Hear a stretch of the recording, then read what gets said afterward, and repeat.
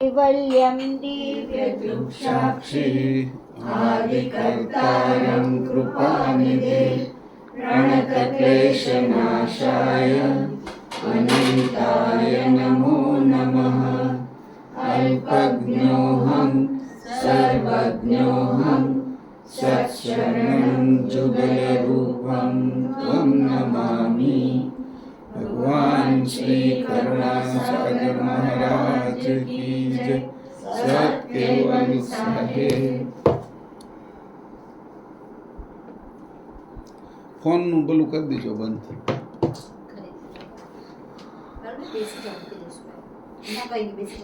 આ તારીખ 26/2/2025 સાંજે 5 વાગે બુધવાર મહાશિવરાત્રિ।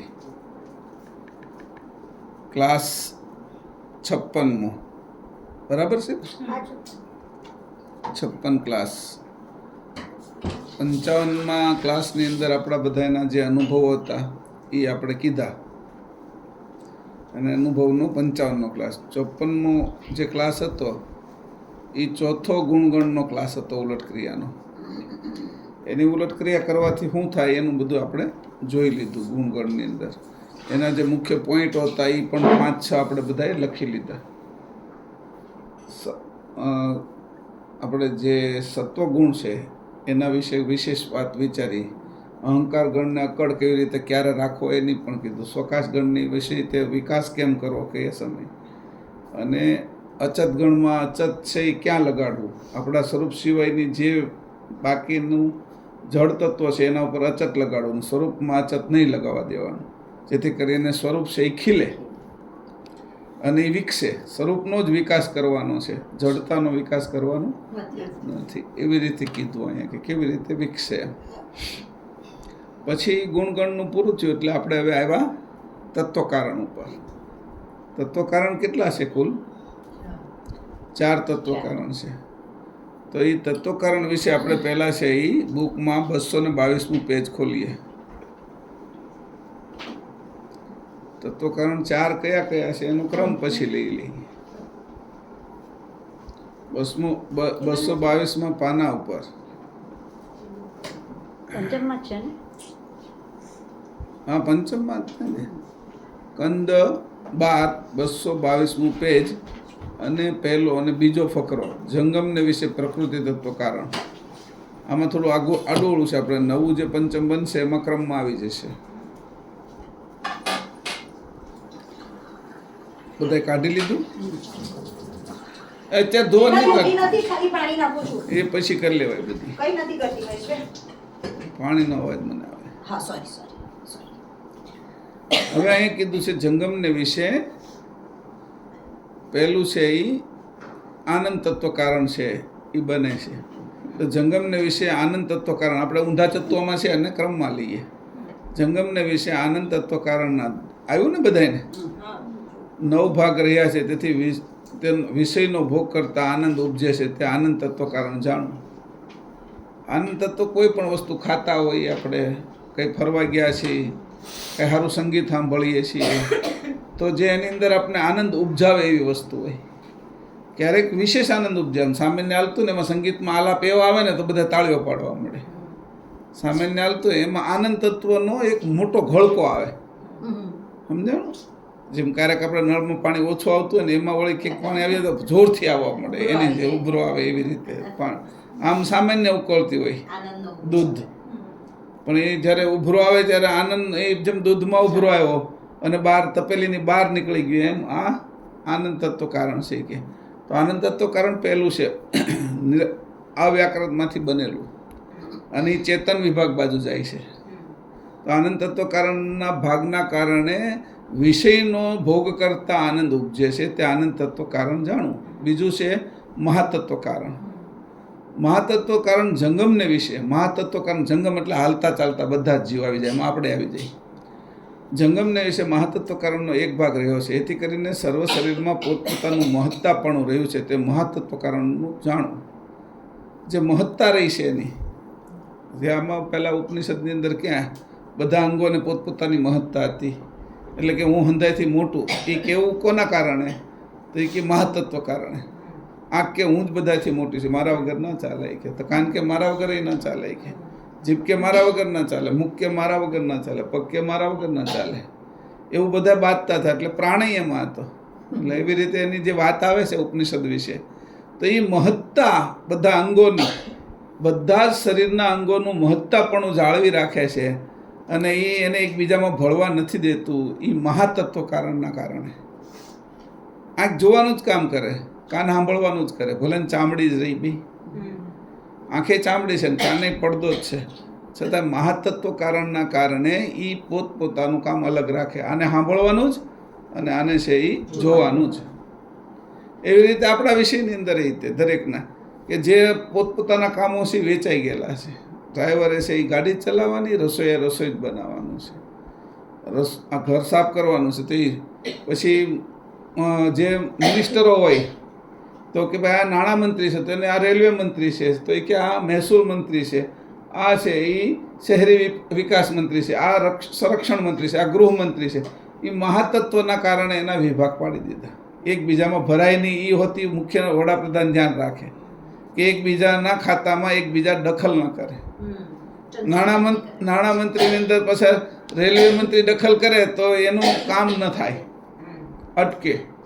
સ્વતંત્ર હવાલો આપ્યો હોય એને બધાને, એવો અહીંયા સ્વતંત્ર હવાલો આપ્યો છે. શરીર વિશે મહાતત્વ કારણે આ બધાને મહત્તાના કારણે જુદા જુદા રાખ્યા છે. પછી પ્રકૃતિમાંથી બન્યું, ઓલા આનંદ તત્વમાંથી બન્યું પ્રકૃતિ તત્વ કારણે. એના 9 ભાગ છે. તે શરીરના તત્વોને ચંચળ કરે છે. શું કરે છે પ્રકૃતિ તત્વ? એને ગતિમાં લાવે છે, એને ગતિમાં લાવે છે, એને ક્રિયામાં લાવે છે, એને જડ રહેવા દેતા નથી. હવે આ રીતે પછી જંગમને વિશે પ્રકૃતિ તત્વને, હવે એવું મહાતત્વ, પછી ધનંજય તત્વ છેલ્લે. જંગમને વિશે ધનંજય તત્વનો એક ભાગ રહ્યો છે. તે વિષય કરતાં જે આનંદ ઉપજે છે તે આનંદની અવધિ કરીને મંદ પમાડે છે. ફરીથી ઉપજે તો ફરીથી મંદ પમાડે. તે ધનંજય તત્વ કારણનો વિભાગ છે. એક ધારી બ્રેક 100 ગાડી ન જવા દે, 100 ગાડી એક ધારી ન જવા દેવી. કેમ? 4 રસ્તા આવે તો એને ઓછી રાખવાની, વળી પાછા બીજા 4 રસ્તા, કોઈ વચ્ચે આવતું હોય તો બ્રેક મારવાની. બ્રેક મારવાનું કામ ધનંજય તત્વ કરે છે. કે નકર હાન થાય ને તો કેટલી ગાડીઓ ભટકાઈ જાય. ચલાવવાની જ એટલે છે કે ગાડીમાં બ્રેક છે. ગાડીમાં બ્રેક શું કામ છે? તો કે ગાડી ચલાવવા માટે જ છે બ્રેક. બ્રેક ન હોય તો ગાડી ચલાવાય જ નહીં, એમ ભટકાઈ જ જાય, તરત જ દિવાલમાં જ ઘૂસી જાય. બીજું કાંઈ ન થાય કે તરત સામે દિવાલ આવે તરત પહેલી. તો કે બ્રેકનું કામ ધનંજય તત્વ. કેવા તત્વો બનાવાય નહીં. એક કેટલું બોલી શકો તમે? બાંધવું હોય કે આ તે કોઈને યારે કોઈને વ્યાખ્યાન આપવું હોય કેટલું બોલી કે માણસ કોઈ પણ કાર્ય કેટલું કરી કે ઊંઘી કેટલું એક હાલો તમે 10 દિવસ કીધું ઊંઘી લો, ત્યાં ધનંજય તત્વ કારણે એમાં હોતી ખલેલ પહોંચાડે કે હવે ઊંઘવાનું બંધ કરી કે એને બ્રેક મારે, ઊંઘવા નહીં દે. જાગી કેટલું એકો? તો કે ધનંજય તત્વ કારણે એને હોતી જગાડવાને બ્રેક મારીને હોર આવે. વિચારી કેટલું એકો? તો કે વિચારવાને બ્રેક મારી અને અનિર્વિચારી કરી નાખે. વિચાર વગરના કેટલો સમય રહી શકો? તો એને હોતી બ્રેક મારે વિચાર વગરના, વિચારમાં લાવી દે. જો તો કરાય કે તત્વના વિભાગો એવા તો પોખ્યા છે કે બધા વિશે કે એની કંઈ ખબર જ ન પડે. આ તો સામાન્ય વાતો શરૂ કરી છે, વિશેષ વાતો તો જે આવશે કે આ તત્વ કારણો કેવા છે. એટલે એક વિચાર એવો કર્યો તત્વ કારણ શું કરે? અવ્યાકૃત એટલે આકૃતિ જેની નથી થઈ એ એના મશીનમાંથી પસાર થાય ને એટલે આ બાજુ આકૃતિ ઉત્પન્ન કરે. મારી વાત સમજો? અવ્યાકૃત એટલે આકૃતિ વગરની પ્રકૃતિ જે મૂળ છે. હવે જે આકાશમાં રહેલું વરસાદ છે એ વ્યક્ત નથી થતો અત્યારે. પાણી તો કેટલું રોજ 64 યોજન પાણી ઉપર જાય જ છે, 64 લાખ યોજન. એ પાણી ઉપર ચડે છે, એ ત્યાં એનું રૂપ બદલાઈને ત્યાં રહેશે. એ પાણીને અવ્યક્ત કરી નાખ્યું છે. હવે જે વ્યક્ત આપણે હાથમાં લઈ શકતા હતા, બરફ જમાવી શકતા હતા, નાહી શકતા હતા, ધોઈ શકતા હતા, ગંગામાં સ્નાન કરીને 60 કરોડ લોકોએ સ્નાન કર્યું, એ બધું જ જે પાણી હતું એ બધું એની કરતાં કેટલું ઉપર વહી ગયું. ગંગા આ પૃથ્વી ઉપર જેટલી નદીઓ સમુદ્રમાં જાય છે ને એ બધાનું રોજે રોજ પાણી આકાશમાં ચડી જાય. જેટલી નદીઓ જાય છે એટલું. સમજાણું? અને આપણે બધા જે વાપરી નાખીએ છીએ રોડ ઉપર જાય છે એ હોતી ચડે છે પાછું. મારી વાત સમજી લેજો. કારણ કે જો એ સમુદ્રમાં વધી જાય તો સમુદ્રના છે એ કાંઠાઓની બહાર આવી જાય ને પાણી. એટલે નાશ થતો જ નથી, એ ટ્રાન્સફર થાય છે. હા, એ ઉપર ખેંચી લેશે. વાત વિચારવા જેવી છે કે જે દ્રશ્ય હતું એનું અદૃશ્ય થઈ ગયું, અને જે અદૃશ્ય પાણી છે એને એની અંદરથી પસાર કરીને આ બાજુ દ્રશ્યમાન કરે, એ વાદળ થઈ જાય છે. વાદળ આવવા મળે એટલે ઓલું અદૃશ્ય પાણી છે ને એ વાદળમાંથી પસાર થઈને આ બાજુ આવે ને ત્યારે વરસાદ થઈને પાણી થઈ જાય. સમજાણું? એમ આ વાદળનું કામ કરે છે ચાર તત્વ કારણ, કે જે ઉપર રહેલું અવ્યક્ત પ્રકૃતિ છે, જે અવ્યક્ત અવ્યાકૃત, જેનું કોઈ આકાર નથી, એનું જ્યારે એ નીચે લાવે છે ત્યારે આકાર કરી નાખે છે. પાણી કરી નાખે છે, વીજળી કરી નાખે છે, દેખાય છે, અવાજ કરી નાખે છે, આપણે દેખાય છે. વાદળ રૂપે એ આ ચાર તત્વ કારણ છે. પછી અહીંથી જ્યારે ઉપર જાય છે ત્યારે ખબર પડતી નથી, એવી રીતે એને વ્યક્તમાંથી અવ્યક્ત કરે છે. હું તમે એટલે કે 64 લાખ યોજન એટલે પાણી કેટલું? નર્મદામાં રોજ કેટલું પાણી સમુદ્રમાં જતું હશે? તાપીમાં કેટલું પાણી રોજ જતું હશે? ગંગામાં, જમનામાં, પૃથ્વી ઉપરની નાઇલ નદી છે, મોટા મોટી નદીઓ છે, એના ધોધ છે, બધા ઝરણાઓ છે, ટોટલ જાય તો બધા સમુદ્ર બાજુ જ ને. કોઈ ઉપર ચડ્યો એ દેખાડો, આમ કે આમ ઊંધું હાલીને ઉપર ચડી ગયો, અહીંથી આ નદી છે ને એ કે આપણે ખંભાતના ખાતમાંથી નીકળી અને એવરેસ્ટ ઉપર ચડી ગઈ એવું દેખાડો. તો એવું નથી દેખાતું ક્યાંય પણ. દેખાય છે એવું જ તે કે ઉપરથી આવે છે પાણી, અને એ ઉપરથી આવેલું પાણી રોજ જે 64 લાખ યોજન પાણી રોજ જે આ સમુદ્રમાંથી અથવા નદીઓમાંથી અથવા આપણે જે વાપરીએ છીએ એમાંથી ચૂસાઈને અવ્યક્ત થઈ જાય છે. એ અવ્યક્તને રાખવાનું સ્થાન આ તત્વ કારણો ચાર છે. એ એનું મજબૂત એવા છે કે એની ઉપરનું કાંઈ દેખાવા દેતા નથી. એટલે આને આપણે એવું કહીએ, હતું નહોતું કરી નાખ્યું અને નહોતું હતું કરી નાખ્યું. આપણે કે હતું નહોતું કરી નાખ્યું, હતું નહોતું કરી નાખ્યું અને નહોતું હતું કરી નાખ્યું. આવી રીતે કહીએ કે હતું નહોતું કરી નાખ્યું તે તો કે બાળી મૂક્યું એમ કહીએ ને આપણે. જે કરવાનું હતું એ આમાં એ રીતે નથી. અહીંયા એવું છે કે હતું એ તે નહોતું કરે. અમે જે પાણી અહીંયા અમે નાખ્યું હતું, પોતા મારેલા હતા, પછી બહાર છાંટેલું હતું, જે ખેડૂતે પાણી પાયેલું હતું, જે નદીમાં વહેતું હતું, એ બધું પાણી હતું એને તે નહોતું કરી નાખ્યું. એટલે તે ક્યાં વહી ગયું ખબર પડી નહીં. જે નહોતું આકાશમાં દેખાતું એને તે હતું કરી નાખ્યું અને વરસાદ વરસાવ્યો, સ્નો કર્યો, કરા પાડ્યા આકાશમાંથી. આ બધું જ તે કર્યું. કે કરે છે કોણ? કે આપણે એમ કહીએ ભગવાન કરે છે, પરમગુરુ કહે છે કે એવું કાંઈ હું કરતો નથી, એ મારા તત્વની રચના છે.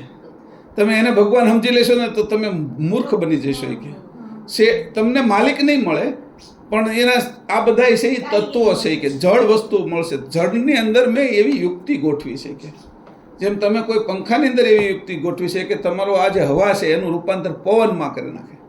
હવા સ્થિર હોય ને, પણ એ તેમાં ફરે પવન, એટલે પંખો ફરે એટલે એ હવાનું રૂપાંતર પવનમાં કરે, એટલે આપણે એ અથડાય ને તો સારું લાગે. હે ને? તો કે એવું યંત્ર તમે બનાવ્યું, એવું યંત્ર એસી બનાવ્યું કે જે ગરમ હવા હતી એને ઠંડી કરી નાખી. એવું યંત્ર તમે બનાવ્યું ફ્રીજ, તો કે તમારા બધા જે મૂકેલા જે કંઈ અંદર વ્યંજનો છે એ ઠંડા રહે અને બગડે નહીં. તમે ઓવન બનાવ્યું તો એવી રીતે રસોઈ બનાવે છે. તમે ગેસનો ચૂલો બનાવો તો એ રીતે કરે છે. ગીઝર છે તો તમને એ રીતે આપે છે કે ગરમી. તો યંત્ર છે એ કે બધા, પણ એ તમારા કામના ખરા, પણ એ જળ બધા. અને ચાલે કે નથી? વીજળીથી. કે તો આ બધા યંત્ર છે કે, અને અવ્યાકૃત નામની વીજળીથી ચાલે છે. અવ્યાકૃત વીજળીનું રૂપ છે કે આદ્ય શક્તિ. તો એ કે આ યંત્રો છે એની યંત્રણા એટલી છે, તમે યંત્રને જ પગે લાગવા મળશો તો મૂર્ખ બની જશો. અહીં કોઈ મળવા આવ્યું હોય ને તરત ફ્રીજને મળીને જાય કે હું તને મળી ગયો છું, હોયું જાય તો શું થાય? એ કે હા, એને એમ થયું કે આ ફ્રીજ જ બધું મને આઈસ્ક્રીમ એની આપ્યો, અંદરથી દૂધ અંદર હતું, એની ચાય એની અંદરથી બની, એટલે ફ્રીજને જ મળીને વયો જાવ નહીં કે મારે બીજાને મળવું નથી. એટલે છેતરાઈ જાય. છેતરામણું છે એ કે ઓલા કે હું એટલો બધો ગરમીમાંથી આવ્યો, અહીંયા આવ્યો ને એસીએ મને કેટલું સરસ ઠંડક આપી, એટલે તરત જ તે એસીને મળીને વયો જાય. એના હાથ હોય આમ તો હાથ રાખવા જ જોઈએ બધાને, તો રામ રામ કરીને વયા જાય બધા કે આવજો. તો એ કે આ બધા તત્વો છે એને તમે મૂર્ખ ન બની જતા, તત્વને ભગવાન નહીં માનતા. એ કે તત્વને સકર્તા નહીં માનતા, તત્વો સકર્તા એ બનાવ્યા છે એમ માનજો. મોટે ભાગે એવું જ થાય કે એ ભાઈ અને અત્યાર સુધીમાં જે જળ ઉપાસનાઓ કરે છે એ બધા તત્વોને જ માને છે. એ તત્વને એવા માની લે છે એને ભગવાન સમજી લે છે. આ જ ભગવાન છે. અને આનું પરિણામ એટલું ગજબનું આવે છે, પોતે ચેતન છે અને જડ થઈ જાય છે. પરિણામ એવું આવે છે કે પોતે જડતા ધારણ કરી લે છે. મોટા મોટા સંતો જે મહા અવસ્થાએ પહોંચેલા હતા, જેની કંઈ વિશ્વમાં પૂજા થાય છે, એ હોતી આમાં ભૂલા પડી ગયા.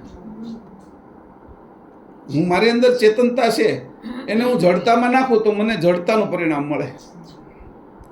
એક દાખલો જ્ઞાનેશ્વરનો છે. ચાંગદેવ જ્યારે આમે આવતા હતા સિંહની સવારી કરીને, એટલે જ્ઞાનેશ્વર ને નિવૃત્તિનાથ ને સોપાન ને એની બેન મુક્તા ને એ છે, એ ઓટલા ઉપર દાંતણ કરતા હતા. જ્ઞાનેશ્વર ઓલા ચાંગદેવને તેમ હતું કે હું કંઈક છું, અને 1200 વર્ષની એની ઉંમર હતી. સિંહની સવારી કરીને આવતા હતા. તો એ અભિમાન ઉતારવા માટે જ્ઞાનેશ્વરે એવું કીધું કે ઓટલા કે આવો મોટો સંત આવે છે કે એની સામે ચાલી કે એનું સ્વાગત કરવા. તો ઓટલા ઉપર એ બેઠા હતા, ઓટલો હાલવા મળ્યો, અને સામે જઈને તો સિદ્ધાર્થ ચાંગદેવ કે મેં તો છે એ ચેતન છે એની માથે મેં સવારી કરી, તમે તો જળની માથે સવારી કરી.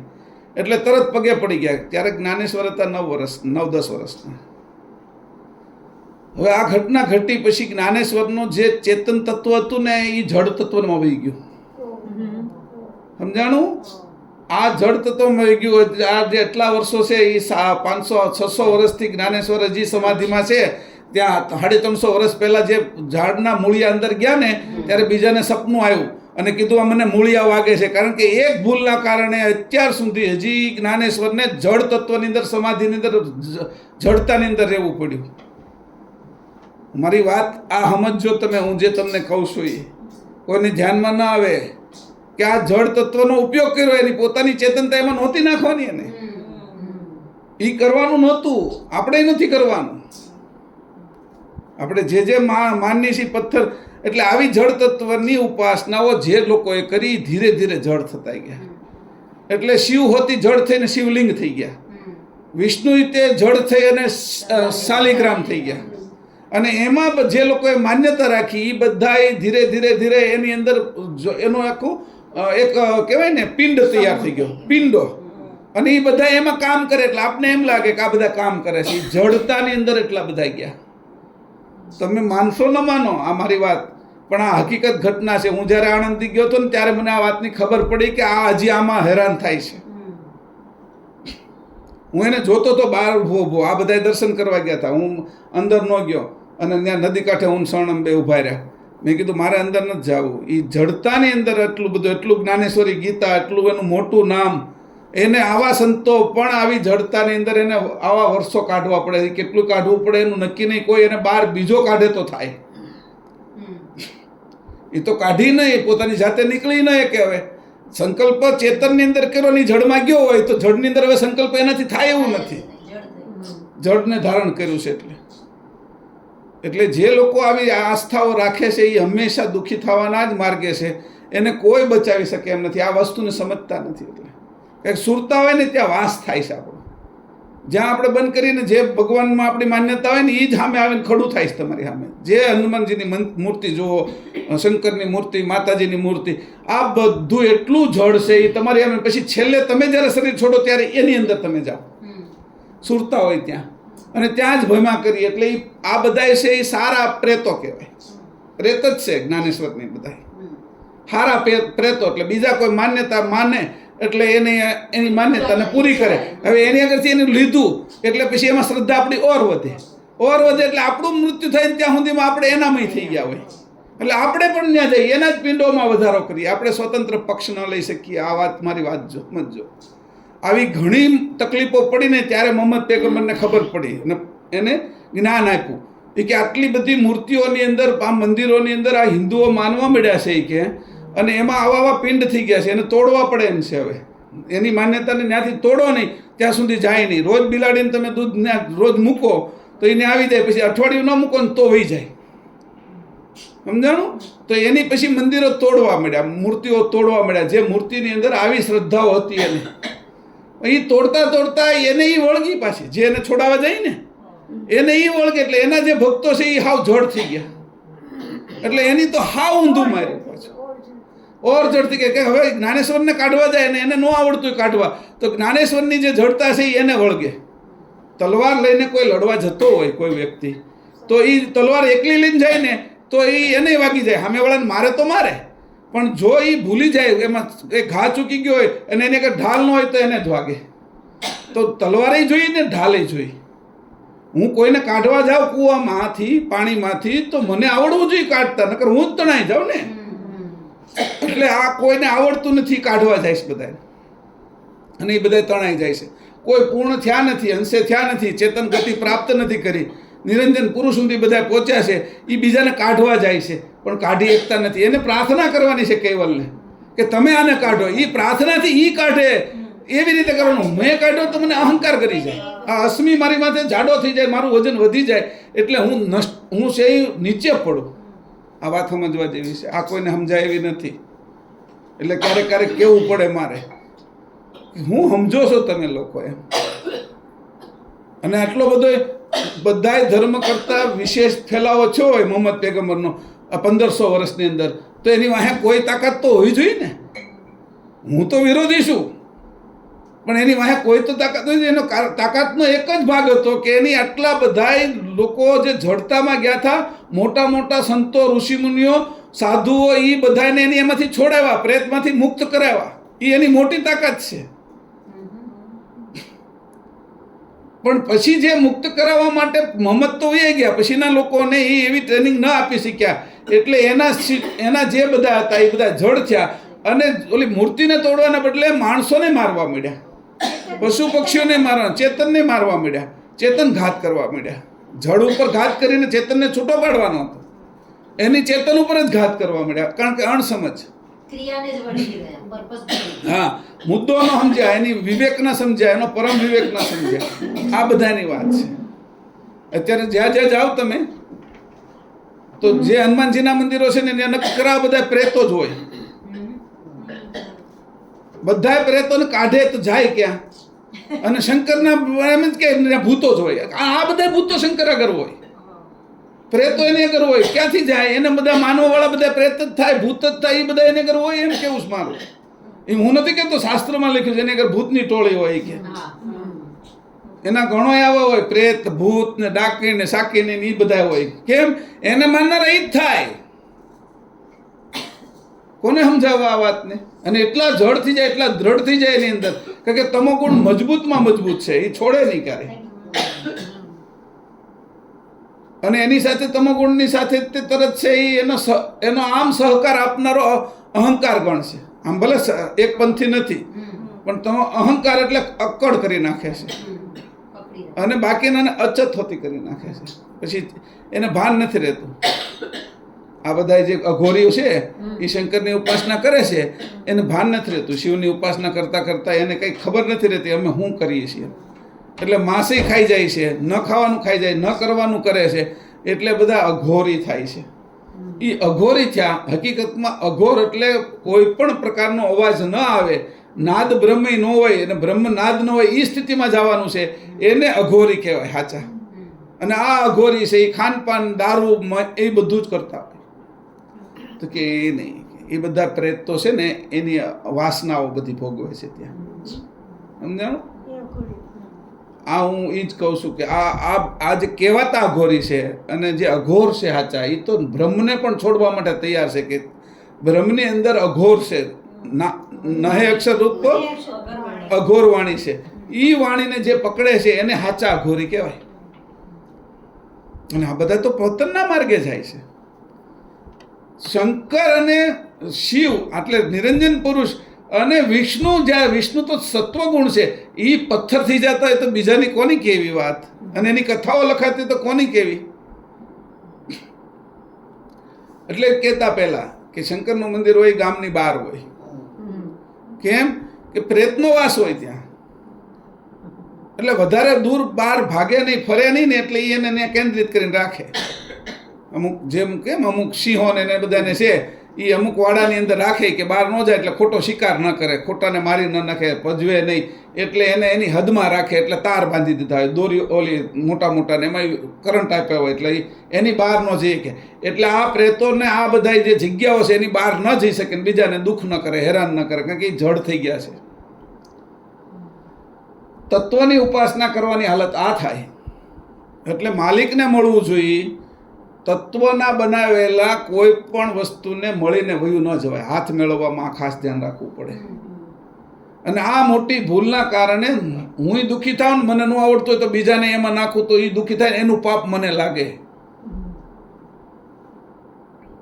આજની તારીખની અંદર કહું છું આ વાત જ્ઞાનેશ્વરની.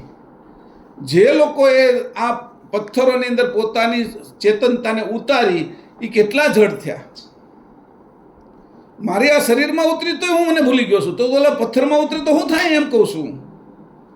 હું આ શરીરમાં મારી ચેતનતા ઉતારી છે, હું અંશ નથી રહ્યો, હું મહેશ થઈ ગયો છું, પુરુષ થઈ ગયો છું, સ્ત્રી થઈ ગયો છું, જડ થઈ ગયો છું. મારી માન્યતા બધી જડ થઈ ગઈ છે અને જડ વિભાગની અંદર જ વહેવું છું. આટલા જ મારા સંબંધી છે, શરીરના અનુરૂપ જ તે.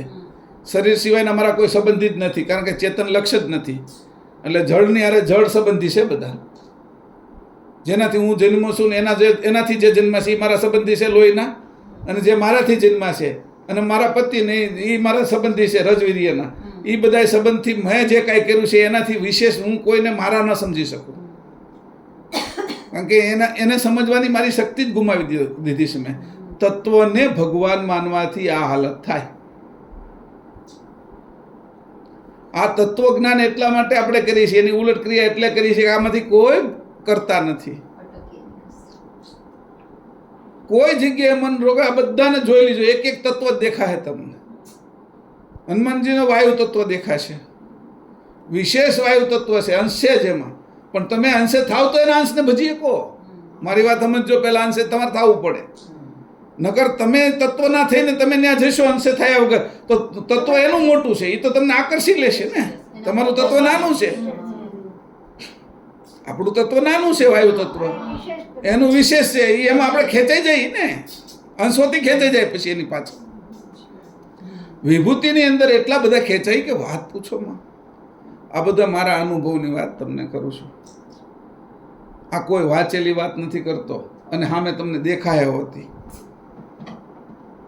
પછી પહેલાંની કથા આવે કે ભાઈ વૃંદાનો જે પતિ વૃતાસુર હતો, એને કીધું કે તું મને ખાઈ જાય. હું જ્યારે શાલિગ્રામ થાવ ને એટલે ઓલો કીડો થઈને પછી એને ખાય અને વળી પાછો એને મળમાં કાઢે. વિષ્ણુને મળમાં કાઢવા પડે છે કીડાના. શું કહેવું આમાંથી મારે તમને? સત્વગુણ નહીં તે.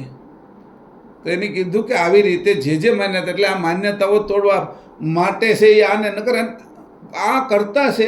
અને મોહમ્મદ પૈગંબરને શું કામ સમય આપે? આજે છે એ બીજા નંબરનો ધર્મ છે એ દુનિયામાં 1500 વર્ષની અંદર. તો કઈ તાકાત હશે એની? જેને લખે છે આ બીજા લખે તો એ એને ઉપર છેલ્લું જ લખે, આંતરિક તાકાત એની લખી ના શકે. કોઈ સાયકોલોજી, કોઈ ગાંડા માણસથી એટલું મોટું કામ થાય નહીં. એની વાહેની શક્તિ હોય જ. ગાંડા માણસથી કેટલું કાંઈ થાય? એની ગાંડાના ફોલોવર્સ એ કેટલા હોય? બુદ્ધિશાળી માણસો તો એમાંથી છૂટી જાય ને. એની ઉર્જા હોય, એવી તાકાત હોય. જ્યાં સુધી પેલો ખેંચી નહીં લે ત્યાં સુધી રહેશે ને પછી અમુક સમય ખેંચાઈ જશે, કારણ કે એનો વધારે પછી તકલીફ પડવા મળશે.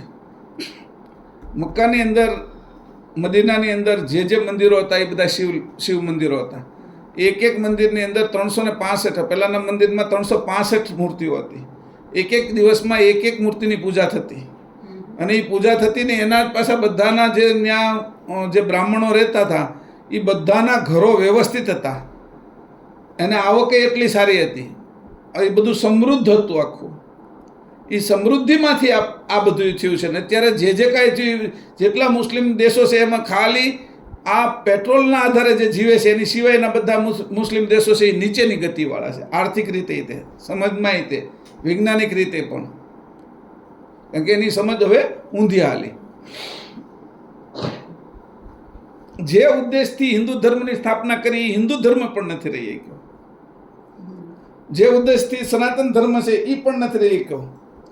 કે સમય કાળે એને બધું બગાડ્યું છે. પરમ ગુરુ અહીંયા કહે છે આવી વાત કે તમે આ ઉપાસના, એટલે મેં 4 તત્વોના આધારે તમને વાત કરી કે જડની સાથે કોઈને પણ મળવાનો કોઈ સંબંધ નથી. ઘરે આવે ને માલિકને મળાય. આ બધી વસ્તુઓ તત્વોની છે એ બધી હાલે છે, એમાં યંત્રણા ગોઠવી છે. એટલે એમાં તત્વોમાં કરતા યંત્રણા ગોઠવી છે કે આ કામ તારું છે, બ્રેક મારવાનું, બધાની અંદર ઉત્સાહ લાવવાનો, શરીરના તત્વોને ચંચળ કરવાનું કામ છે એ પ્રકૃતિ તત્વનું છે. વિષય ભોગવતા આનંદ આવે એ આનંદ તત્વનું છે. એ કે મહાતત્વ મહત્તા ધારણ કરી રાખે છે, તમોગુણ આ કરી રાખે છે. એ બધું મૂક્યું, પણ તું તો છૂટો જ છો. તારો જો સંપૂર્ણ વિચાર કરીશ તો તું ભાનમાં આવીશ, નકર અભાન તું પણ થઈશ અને બીજાને પણ અભાન કરીશ, સાથે રહેવાવાળા નહીં થાય. અમારી વાત મક્કમતાથી સમજજે. જે શુક્રાણુ એ અંશની જાણ પકડી એ જ મનુષ્ય થઈ ગયા છે. જેની અંશની જાણ નથી પકડી એ બધા જ શુક્રાણુઓ નીચે આવતા આવતા બધા જ મરી ગયા છે. એમ અત્યારે તું અંશની જાણ પકડીને મનુષ્ય બન્યો છો. હવે તું ચેતન જાણ પરમ ગુરુની કૈવલ કરતાની પકડે તો તું અંશે થા, નકર તું પણ મનુષ્ય જ મરી જા. જેમ શુક્રાણુ મરી ગયા એમ તને એનાથી વધારે એ જાણ ક્યાં રાખવાની, કેવી રીતે રાખવાની, કેવી રીતે સંઘરવાની, એનો એક વિષય આખો હું પછી લઈશ. એ લખી લીધો છું મેં. એટલો ઊંડાણમાંથી લખ્યો કે તું જે જાણ લઈને આવ્યો એ જાણ તે ક્યાં હંગરી રાખી હતી. તું શુક્રાણુ હતો, શુક્રાણુ, અને તને એની જાણનું પોષણ આપ્યું હતું. એ પોષણને તે ક્યાંથી રાખ્યું હતું, કઈ રીતે એને તે હાચ્યું કે જે તને સમય પ્રમાણે એક એક ક્ષણે કામ લાગી. મારે અહીંથી ક્યાં જવાનું, અહીંથી ક્યાં જવાનું, તને ક્યાં રસ્તાની ખબર હતી? ઘોર અંધકાર હતો. અને તું ત્યાંથી જ્યારે નીકળો માતા પિતાના સંયોગ સમયે, અને તું રજવીર્યની અંદર આવ્યો, અને એ માર્ગની અંદર તને ક્યાં ખબર હતી? જાણે તને લઈ ગયો છે. એ જાણ આગળ હાલીને લઈ ગયો નાભી સુધી. તારી નાભીને જોડીને શ્વાસ કેમ લેવો, ચૂસવું કેમ, અને જીવન ક્યાંથી મળે છે એ હોતી જાણ એની અંદર હતી. એ જાણ તને અંશની પૂર્ણ જાણ જેને મળી એ લોકો છે એ બધા નીકળી ગયા, એ બધા મનુષ્ય થયા. અને બાકીના અરવો ખરવો આપણે જેટલા બેઠા છીએ ને એની કરતાં અનંત, અરવો ખરવો નિખરવો પદમાં નથી કહેતો, અનંત મરી ગયા છે. અને આટલા જ જન્મા છીએ આપણે. સમજાણું? હવે આપણે આટલા જન્મ છે ને આમાંથી કોક જ કૈવલ કરતાની જાણ પકડીને કૈવલ કરતા સુધી અંશે થઈને પહોંચશે. બાકી બધા મનુષ્ય થઈને મરી જશે. મારી વાત સમજજો. એની રીત શું છે, ક્યાં રાખવાની છે, હું એની પદ્ધતિ છે, એ બધું જ મેં આખો 2-3-4 ક્લાસ થશે, 4 કલાક જેવું, એવું બધું લખી રાખ્યું છે. અને ક્યાંય આપ્યું છે, વિશ્વબ્રહ્મમાં આપ્યું છે, ભૌતિમીરમાં આપ્યું છે, પંચમમાં આપ્યું છે, બધાના રેફરન્સો લખી નાખ્યા છે. આનો એવો ક્લાસ કરીશ કે તમે એમ કહેશો કે આ બધું કેમ છે. જો તમે આમાં રહેવા માંગતા હો તો મારી કોઈ ઈચ્છા તમને લઈ જવાની નથી. કેટલાય છે કે તમે આમાં જ રહેવા માંગો છો. તમને જ્ઞાનેશ્વર જ મોટા દેખાય છે, તમને તુકારામ જ મોટા દેખાય છે. પર છે, નિજ ભાવ નથી, પર ભાવ છે. તરત જ મેં જ્યારે વાત શરૂ કરી એટલે તો તરત કે સિંહની ઉપર સવારી કરીને ચાંગદેવ આવ્યા અને આ ઓટલા ઉપર બેઠા છે ને ચારે ભાઈ એમ કહે છે, ઓટલાને કહે છે કે આવા મોટા સંત આવે છે, હાલતું કે એટલે ઓટલો હાલતો થયો. એ તરત આપણી ઉપર પ્રભાવ પડ્યો કે ઓહો કેવા, એમ આમ તરત આમ આશ્ચર્ય થઈ ગયું. સમજાણું? એ પ્રભાવ પડ્યો, પણ પ્રભાવ લેવાનો નહોતો એમાંથી. દેખાડું છું એ કે એની અંદર જે એની તકલીફ થઈ છે એ દેખાડું છું તમને. તરત એમ છે કે ઓહો કે ચાંગ એટલે તાળી પાડવા મળે કે જ્ઞાનેશ્વર કેવડા મોટા, એટલે જ્ઞાનેશ્વરના ભક્ત થઈ જાય. પોતાનો કોઈ ભક્ત ન થાય, નિજ ભાવમાં કોઈ ન જાય, જ્ઞાનેશ્વરના ભાવમાં જાય. ચાંગદેવ 1200 વર્ષનો, ઓહો 1200 વર્ષ આયુષ કેટલું, એમાં હું પાછો વળી જાઉં. સિંહની સવારી, આશ્ચર્ય જ છે આ બધા.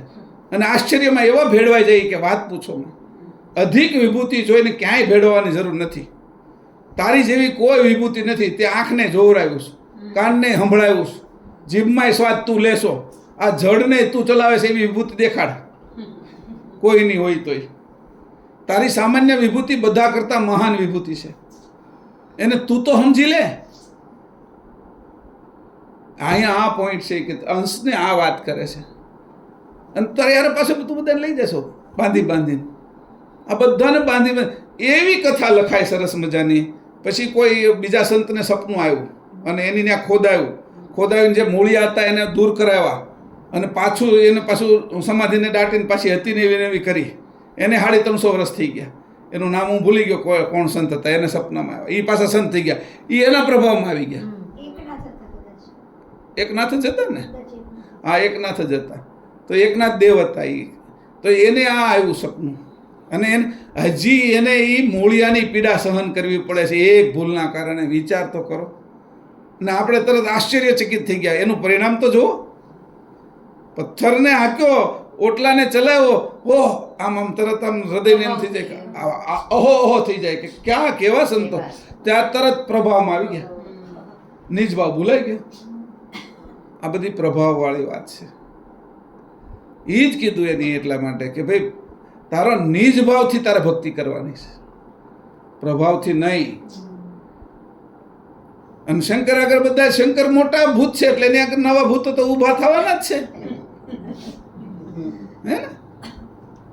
કે જે જેવા છે. હું કોઈનું અપમાન કરવા નથી કહેતો, આ તત્વની વાત કરું છું હું તમને.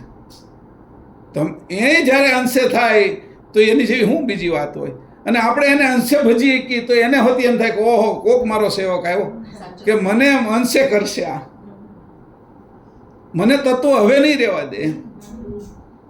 કોઈ એવો હોય કે મીનાબેનને છે એ અંશે કરી દે, શોભામાને અંશે કરી દે, પારુલને અંશે કરી દે, તો પછી બીજાની હું કામ આપણે પડી છે કે આપણે અંશે થવું છે ને. અને જે અંશે કરે એને પ્રભાવમાં નથી રહેવું. હા, એ તો કહી દીધું એટલે કામ થઈ ગયું. તમે સમજી ગયા, તમે ગતિ કરવા માંડ્યા. હવે તમારે ગતિ કરવાની છે.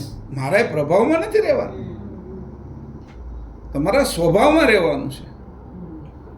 તો અહીંયા એ વાત કરી છે કે તું કે આ મારો વિષય છે કે એટલે અહીંયા તત્વકારણની વાત કરી કે આવડા મોટા તત્વકારણ જે અવ્યક્તને વ્યક્ત કરે છે અને વ્યક્તને અવ્યક્ત કરે છે. આટલી વાતો આપણે મહત્વની સમજ્યા કે પહેલાં તો સમુદ્રની અંદર રહેલું પાણી આ તે બધાને અવ્યક્ત કરી નાખે છે. અવ્યક્ત આકાશમાં રહેલું સઘન ઘનને વ્યક્ત કરીને વરસાવે છે અને ઉત્તમ કરે છે. એ બધા જ કાર્યો વ્યક્તમાંથી એટલે હતું નહોતું કરી નાખ્યું અને નહોતું હતું કરી નાખ્યું. એ કામ આ 4 તત્વ કારણ કરે છે. પછી જાણ કે જે જાણ શુક્રાણુ લઈને આવ્યો એ અંશની સામાન્ય જાણ લઈને આવ્યો, અને એ સામાન્ય જાણ એની પોતે પકડી રાખી, એને જવા ન દીધી. જે સમજણ લઈને હું અહીંથી જાઉં, એ સમજણ હું પકડી રાખું તો એ સમજણ મને દરેક જગ્યાએ રસ્તો બતાવે. આ ચેતન સમજણ અંશની લઈને આવ્યો એ સામાન્ય જાણ.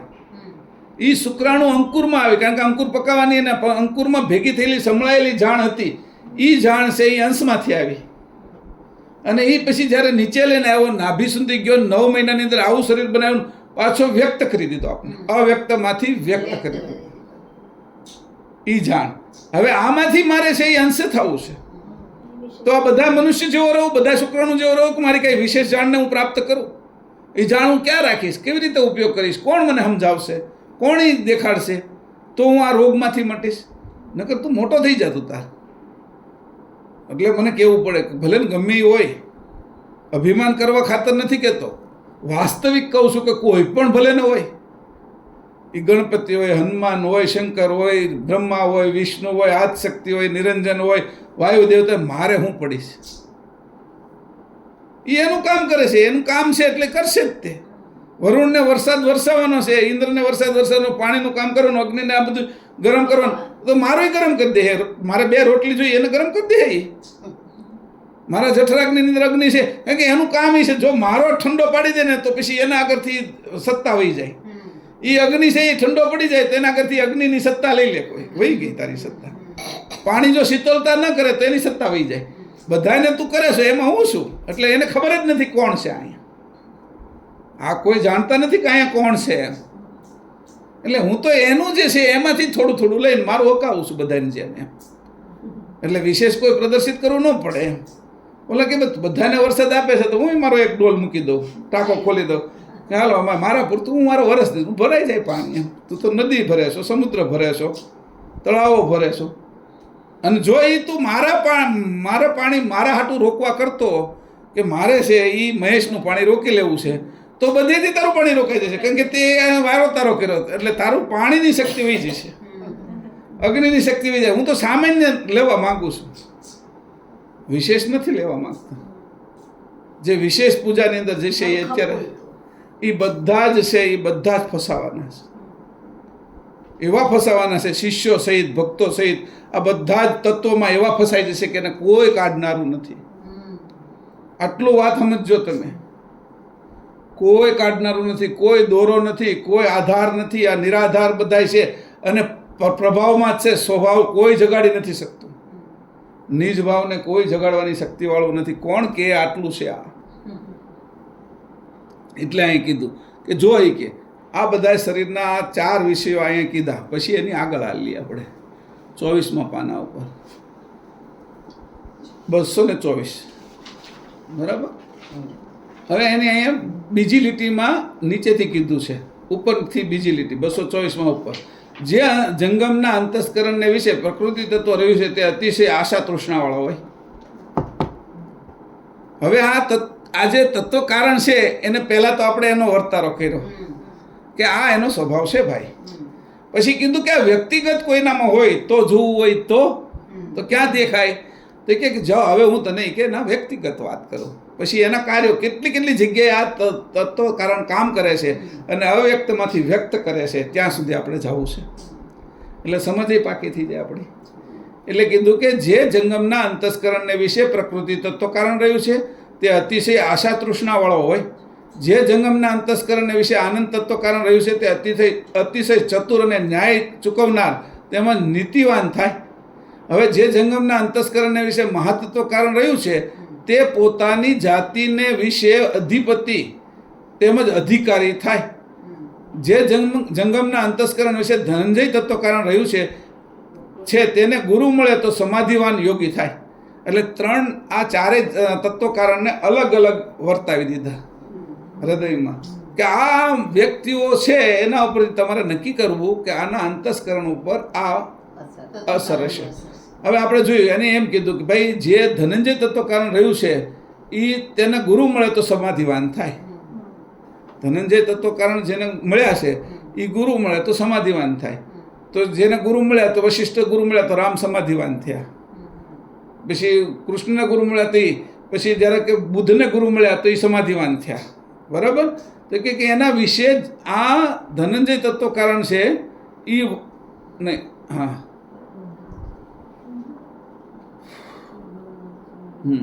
ધનંજય તત્વ કારણ વધતું તો સમાધિવાન થાય.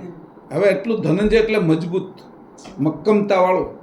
એ જેને હોય તો એકવાર એને કહી દીધું તારે આ જ કરવાનું છે. તો અહીંયા અત્યારે છે એ આવી સ્થિતિ છે અશોક કાકાની છે કે હવે એ એકવાર મક્કમ થઈ જાય એટલે પછી એ મૂકે જ નહીં. સમજાણું? તો પછી મેં એને એમ જ કીધું છે ખાલી ભાઈ તમારે છે એ બધું છોડીને આવવું હોય તો મારે તો બધું છોડીને આવી જાય.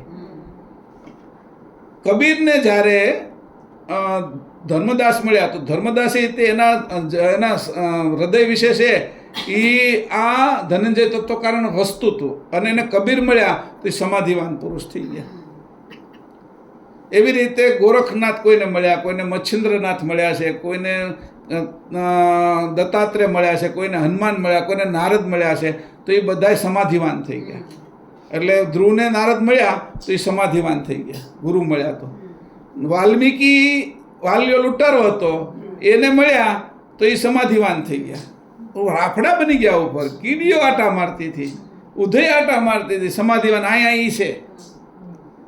આ જો અસરો તમને દેખાડું છું તો આવા જ્યાં તમને દેખાય ત્યાં એ રીતના છે. પછી એને કીધું કે જુઓ તમે કે પેલો મહાતત્વ હોય છે ને એ જાતિ વર્ણને વિશે અધિપતિ તેમજ અધિકારી થાય. કોઈ જાતિ હોય, પટેલ જાતિ છે, કોઈ બ્રાહ્મણ જાતિ છે, કોઈ લુહાર જાતિ છે, જે કાંઈ જાતિ હોય એ જાતિના જે પ્રમુખ હોય, અધિકારી હોય, જેનું બધા માનતા હોય ભરવાડની જાતિમાં એ અધિપતિ થાય. એટલે સમજી લેવાનું કે એના હૃદયના વિશે મહાતત્વ કારણ વર્તન કરે છે અને એને આખી જાતિ માને છે કે એ વ્યક્તિને નથી માનતી, એની અંદર રહેલા તત્વ કારણનો આ પ્રભાવ છે. જોવા જેવી છે આ વાત. જો એનું સેવન કર્યું છે એની અંદર એનો વધારો થયો છે, એનો આ વિષય છે. કોઈ પાછળથી સેવન કરે નહીં ત્યાં તત્વને વધારી શકે. કોઈને જન્મજાત તત્વ વધારે આવ્યું હોય માતા પિતાના તરફથી, સમજાણું? પણ એ કે આ રીતે થાય છે, અધિપતિ હોય છે કે એના અધિકાર. હવે અહીંયા કીધું છે કે ઉપર જઈએ આપણે તો કે જે પ્રકૃતિ તત્વ કારણ જેના બધા અતિશય આશા તૃષ્ણાવાળો હોય એ બીજાની આશાએ જ આટા મારતો એટલે સમજી લેવાનું કે આને કાંઈ નહીં કહે કેમ છો એમ કે ને ત્યાં આપને ખબર પડી જાય કે આને કાંઈક કામ છે.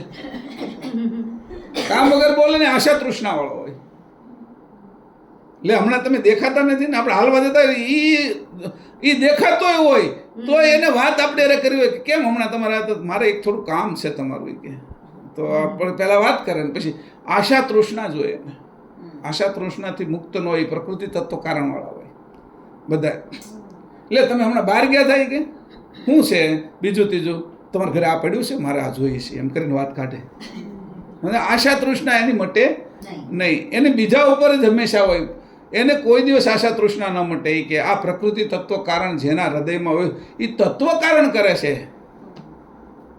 એ આવા તત્વો છે એના કે પછી પાછું કીધું જેનામાં આનંદ તત્વ કારણ અતિશય ચતુર અને ન્યાય ચૂકવનાર નીતિવાન થાય ન્યાયાધીશો. પછી જે વિક્રમ રાજા વીર વિક્રમ એનું ન્યાય ચૂકવવામાં નામ આવે.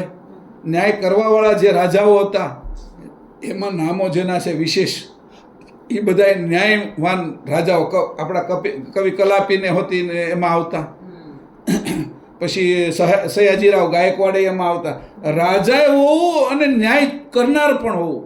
એ ન્યાય કરનાર હોવું એ મહત્વનું છે આનંદ તત્વ કારણનું કારણ. એટલે તમે ત્યારે ઊભા રહ્યો એની સામે એટલે તરત આનંદ કોઈ પણ જજની સામે ઊભા રહ્યો ને આનંદ તત્વ કારણ મારું આ ન્યાય કરવાનું છે એમ તમે જ્યારે વિચારો તો તમને એ ન્યાય એને તમને વ્યવસ્થિત આપવો જ પડે. એ તમને તત્વ કારણની ખબર પડી કે નહીં એને નથી ખબર. એ જજ જાણતો નથી કે મારી અંદર આ કાર્ય થઈ રહ્યું છે. તમે તો જાણો છો ને. એટલે તમે આપણે તો ન્યાયથી જીવીએ છીએ અને આપણી ઉપર કોઈ ખોટું આળ આવી ગયું ને આપણે ઊભા રહી ગયા એટલે તરત ઊભા રહી ગયા આપણે. હા એનો જે દંડ થતો હોય આપી દો મારી ભૂલ હોય તો, પણ મને અન્યાય ન થાય કારણ કે અન્યાય ન થવા દે. તમને ખબર પડી ગઈ કે હું તને જાણું છું, તું આનંદ તત્વ કારણ છો, ન્યાય કરનાર છો, તો ન્યાય ચૂકતું નહીં ને કે તારો હોદ્દો હોય જ છે. એટલે ઓલો આનંદ તત્વ કારણ છે એ ન્યાયાધીશના અંતસ્કરણ વિશે વસી અને એ જ કામ કરાવી દે જે યોગ્ય હોય, જેની આગળ કામ લેવું છે. આ બધા આપણું કોઈ માનતા ને આપણા જે જ્ઞાતિના વડા હોય એની આગળ આપણે કંઈ કામ કરાવવું હોય અને માનતા ન હોય એની આગળ જાય અને એની આગળ જઈને ઊભા રહી તરત જ એના ઉપર વિચાર કરી કે જો તારી અંદર છે એ અંદરથી અંશે થઈને કે તારી અંદર મહાતત્વ કારણ આ કાર્ય કરી રહ્યું છે, આ મહાતત્વ કારણ તારી અંદર નહીં રહે ને તો તું પણ કોડીના મૂળનો જ થઈ જશે કે તારી કોઈ વેલ્યુ નહીં રહે. જ્યારે એને એ રીતે જ્યારે પહેલું સંબોધન કરીએ છીએ ત્યાં આપણે અનુકૂળ કામ કરવા મળે. આ બધા તત્વો તમને નથી ખબર, આ મારા અનુભવની વાત કરું છું. એ તત્વોને અનુકૂળ કરી નાખ્યા છે. હવે વ્યક્તિને અનુકૂળ કરવાની જરૂર નથી. આ તત્વની જેને ખબર પડે છે એ રિમોટ કંટ્રોલ લઈને ફરે છે આખા જગતમાં. આ 72 તત્વોની જેને ખબર પડે છે એના હાથમાં જ આ જગતનું રિમોટ કંટ્રોલ છે, એટલું યાદ રાખજો.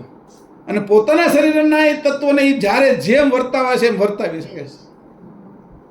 આવો અંશ જ્યારે જાગૃત થયો છે એ અંશને પછી આ જગતની અંદર બીજું કરવાનું શું રહ્યું? હું વાત કરું છું તમને ધ્યાનમાં આવે જુઓ તો ખરા. આ કોની સમજાયું છે? ગીતામાં લખ્યું છે, 4 વેદમાં લખ્યું છે, ઉપનિષદમાં લખ્યું છે. દરેક વાતનો નિર્ણય છતાંય કીધું કે આમાં એક કેમાં બંધાતો નહીં. તું આટલા મોટા છે કે બ્રહ્મ અકર્તા છે, પ્રાણ રૂપે ઈ છે. તારા શરીરની અંદર પ્રાણ આત્મા પરમાત્મા ને બ્રહ્મ એના અંશ છે. તારો પ્રાણ ઈ ચલાવે છે. તને એમ લાગે પ્રાણથી જીવું તો એમાં ફસાતો નહીં.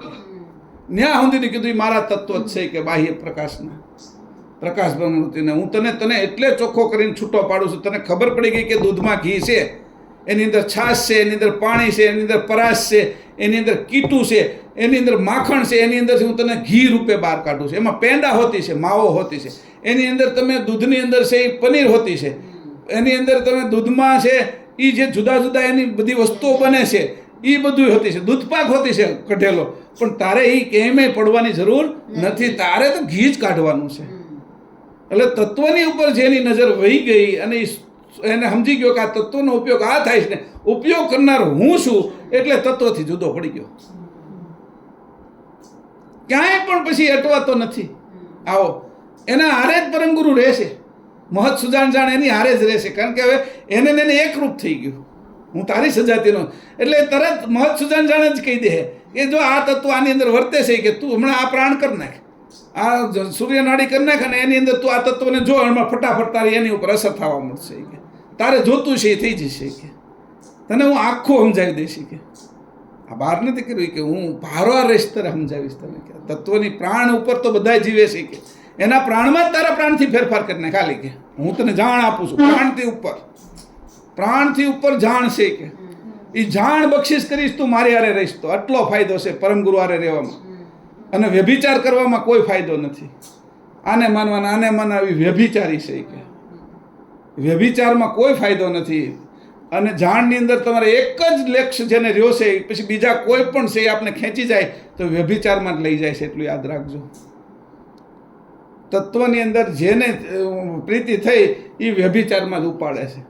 એ પોતાના દીકરી હોય, દીકરા હોય, માતા હોય, પિતા હોય, ભાઈ હોય, આ શરીરે હોય તો એને છોડી દીજો. મેં કાલે એવો વિષય લખ્યો હતો કે આ શરીર હોય ને તોય હું એને છોડી દેવાનો છું. જે મને મારા કરતા સુધી મને જવામાં અડચણ કરે છે, મારું વૃત્તિ, મારું મન, મારી સુરતા જે ખેંચી જાય છે એ જડ સુરતા એ મને મારા સ્વરૂપે ન પગવા દેતી મારા વેરી છે બધા. એ કોઈ મારા સહાયક નથી. એ શરીર હોય તો પણ નહીં, મને સહાય નથી કરતા. એ મારા વેરી છે, મને નુકસાન કરે છે. એના જેવું કોઈ નુકસાન નથી કરતું. જો મને સપોર્ટ કરવાવાળા હોય તો જ મારી યારે રહે, નકર રહેવાનું નહીં. નકર હું એને રાખીશ નહીં. પરમગુરુ કહે છે કે એવા અંશને જ હું રાખી જે અંશે થયો છે, એની સિવાયને હું નહીં રાખું. કે તત્વ તો બાહ્ય વસ્તુ છે કે આ મહત્વનો જે આ રીતે રહ્યો છે એ શુક્રાણુ મનુષ્ય બન્યો છે અંશની સાથે. અને અહીંયા જે મનુષ્ય આ રીતે રહેશે એ જ કેવલ કરતા સુધી પહોંચશે, એ અમરત્વને પ્રાપ્ત કરશે. ને બાકીના બધા મરવાવાળાની ભક્તિ કરે છે. ભલે મા હોય, બાપ હોય, છોકરો હોય, છોકરી હોય, પોતાનું શરીર મરવાવાળાની ભક્તિ છે તમારી. મરવામાં સુરતા ગઈ છે. અમર વસ્તુની અંદર સુરતાને સ્થિર કરવાની છે. એ સુરતાને તમે થોડી થોડી વારમાં ન્યા લઈ જાઓ છો. એ બધી જ છે એ તમારી વ્યભિચારી ભક્તિ છે. આવી વ્યભિચારી ભક્તિ જે કરે છે એ કોઈ દિવસ મારા સુધી આવી નહીં શકે. એને કાળના ખાતામાં જવું પડશે અને એ બધાનો ગુલામ જ થયા કરશે. તત્વોનો જ ગુલામ થશે. આની ભક્તિ કરશે, નાની ભક્તિ, ગુલામી જ સ્વીકારવાની છે. ખંડિતતા જ એના ભાગમાં આવશે કે અખંડ વસ્તુ આવશે જ નહીં. અને એ બધા પછી ધીરે ધીરે તો પાખંડ થઈ જશે. આ પાખંડની તમારે ગતિ કરવાની છે કે અંશોને આવી રીતે કહે છે. હું યા જ કહું છું, સમજાય કે ન સમજાય, જ્યાં જ્યાં જીવ લાગ્યો છે ક્યાંથી રહેશો તમે? કોણ કાઢશે તમને? આટલી વાત કરવા છતાંય કેટલા જન્મ જશે પછી સુખ દુઃખમાં? આનંદ આ બાજુ ઊભો છે. અને આ સુખ દુઃખના દરિયા છે કે લોહી પરવું આ બધું, આ નર્ક ને સ્વર્ગ ને એ બધા સુખ દુઃખના દરિયા છે. આ આનંદ તારો સ્વતંત્ર છે, નિજ ભાવ છે. અને આ બધો પ્રભાવ છે એ કે તું ખાલી જોતો ખરો. મારા તત્વ મેં એવી રીતે બનાવ્યા છે.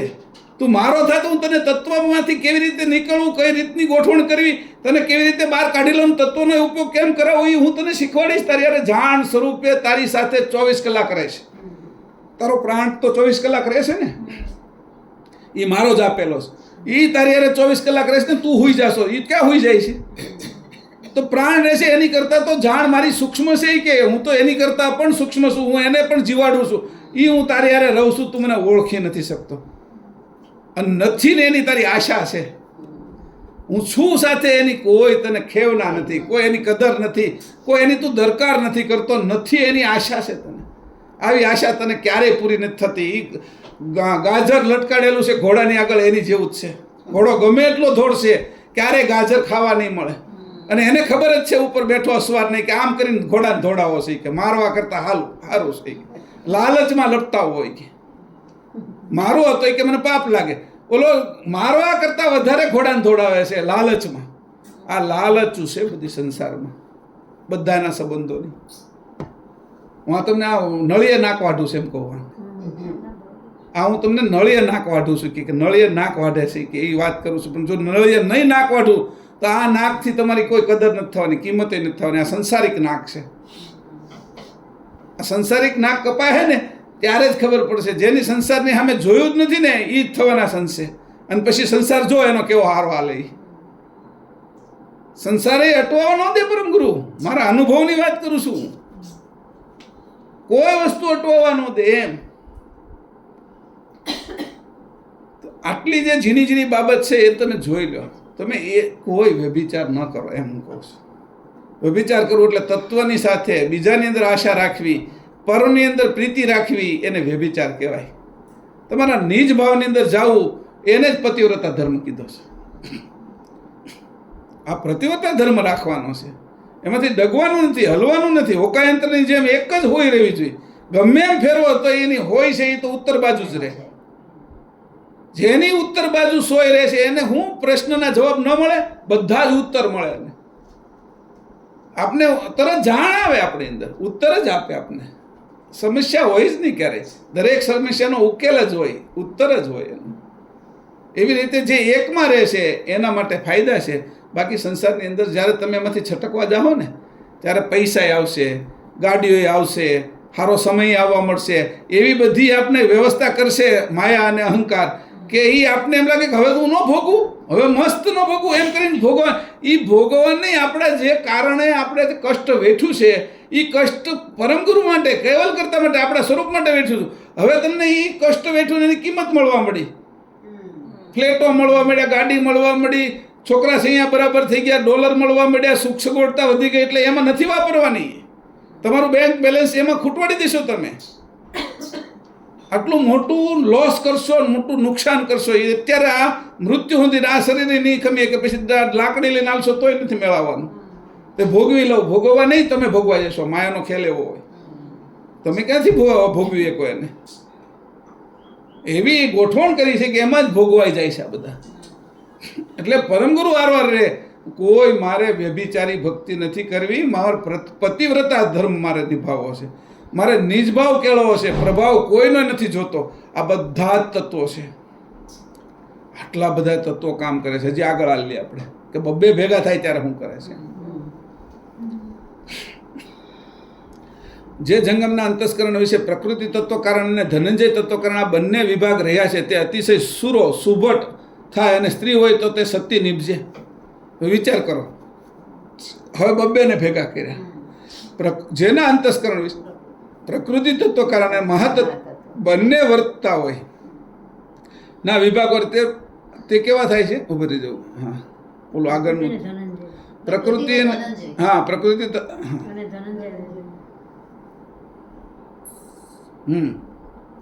એક જ મિનિટ. હા, પ્રકૃતિ તત્વ કારણ અને ધનંજય તત્વ કારણ બંનેના વિભાગ રહ્યા તે અતિશય સુરો સુભટ થાય અને સ્ત્રી હોય તો તે સતી નીપજે. હવે અહીંયા એની કીધું આ બે ભેગા થાય તો આ ઘટના ઘટે છે. ખબર પડી જાય આ સુરવીર છે, આ સ્ત્રી સતી થાય છે, તો એની ઉપર ખબર પડી જાય કે આ બંને એના ભેગા વર્ત્યા છે. એને નથી ખબર હું છું કે આપને ખબર છે, તત્વને જાણીએ છીએ. એ ભલે સુરવીર હોય, એ ભલે સતી હોય, એને ખબર નથી મને કયા તત્વ ચલાવે છે. આપણે એના જાણકાર છે. રોગી જેને રોગ થયો છે એને ખબર નથી કે એના કારણે થયો, એ તો ડૉક્ટર જાણે છે. આપણે હવે ડૉક્ટરની દિશામાં જઈએ છીએ, વેદરાજ થવા જઈએ છીએ. હવે દર્દી નથી રહેવું અમારે. દર્દીમાંથી જે લાઈન દર્દીની છે ને એમાંથી નામ કઢાવીને આ બાજુ ડૉક્ટર બાજુ વહી આવું છે. દર્દીઓ બહુ રહ્યા, આ દર્દીનો જ છે. આ દર્દી મુવા છે બધા સંસારમાં. એ કે ભવરોગના દર્દી મુવા છે બધા. જે મરે છે ભવરોગમાં એ બધા મુવા એટલે મરેલા છે. કે એને જીવતા નહીં જાણતો, જીવતા છે જ નહીં એમાંથી કોઈ. હાલે ચાલે ખાય પીવે બધા હારે હળી મળીને રહેશે તો એવું સમજતો નહીં જીવતા છે. કે એ તો પશુય રહેશે, કાગડાય રહેશે, પક્ષીઓ રહેશે, માછલીઓ રહેશે, એમાં મનુષ્ય રહેશે. એ પણ જીવતોય મરેલો જ ગણી કે મુવા જ ગણી કે એને જીવતો મુવો. એટલે એને કીધું કે આવાને અરે તારે બહુ સંબંધ ન રાખવો હોય કે તો તું જાણીએ કહેશો કે આ સુરવીર સુભટ આ સ્ત્રી સતી કેમ છે? તો કે એના અંતસ્કરણ વિશે પ્રકૃતિ તત્વ અને ધનંજય તત્વ કારણ છે એ વસેલું છે અને એ કામ કરી રહ્યું છે. હવે જે અંતસ્કરણ, જે જંગમના અંતસ્કરણ વિશે પ્રકૃતિ તત્વ કારણ અને મહાતત્વ બંને વિભાગ રહ્યા છે તે પૃથ્વીપતિ થાય છે, એટલે રાજા બને છે. રાજાને નથી ખબર, તને ખબર છે? તને ખબર છે, તું હવે વેદરાજ થઈ ગયો છો. આ રોગિષ્ટ છે, રાજા તોય રોગિષ્ટ. કારણ કે એને એની ખબર નથી કે હું રાજા નામનું મને દર્દ કેમ થયું. એ દર્દી છે રાજા થવું. એ કે આ બે તત્વો તને વળગ્યા છે ને એના કારણે તું આવો દર્દી છો. આ બધાને દર્દી જાણવા. કોઈ એમ કે ભાઈ હું આવો છું, સમાધિવાન પુરુષ છું, તો એ દર્દી છે. કે પછી એમ કે સુરવીર છે, સુભટ છે, ભક્ત છે, સતી છે, એ બધા દર્દી છે. કે પૃથ્વીપતિ રાજા છો એ દર્દી છે. એને રાત દિવસ કેટલી મથામણ આવે છે. ઓલા પાકિસ્તાનમાંથી ચડી ન જાય, ઓલા બાંગ્લાદેશ ચાઇનાવાળા ઓલું ન કરી જાય, અંદરથી બળવો ન થાય, આ મારામાંથી કોઈ મને છે એ ઝેર ન પાઈ દે એની વ્યવસ્થા કરવાની, કોઈ દગો ન કરે, પછી પોતાની જ પાર્ટીના બધા પાછા કંઈ પેલો ન કરે કે સામે પેલું વિરોધ ન કરે, એ બધું એને તો દર્દી છે કે પૃથ્વીપતિ થાય તો શું થઈ ગયું કે એને પ્રકૃતિ તત્વ કારણે મહાતત્વ કારણે એવો મોટો બનાવીને મૂક્યો છે ને કે એ ભોગવવું પડે છે. આપણે સામાન્ય બહુ સારું છે. જે જંગમના વિશે જે જંગમના અંતસ્કરણના વિશે પ્રકૃતિ તત્વકારણ અને આનંદ તત્વકારણ આ બંનેના વિભાગ રહ્યા છે તે કવિ થાય. કવિને નથી ખબર, તને ખબર છે. જે જંગમના અંતસ્કરણના વિશે આનંદ તત્વકારણ અને ધનંજય તત્વકારણ આ બંનેના વિભાગ રહ્યા છે તે મોટો પ્રારબ્ધી ધનવંત થાય. આ ધનવાન કેમ છે એની ખબર પડી જાય. મુકેશ અંબાણીને એની નથી ખબર, આપને ખબર છે. જે જંગમના અંતસ્કરણને વિશે આનંદ તત્વકારણ અને મહાતત્વ કારણે બંનેના વિભાગ રહ્યા છે તે સિદ્ધિવાન થાય.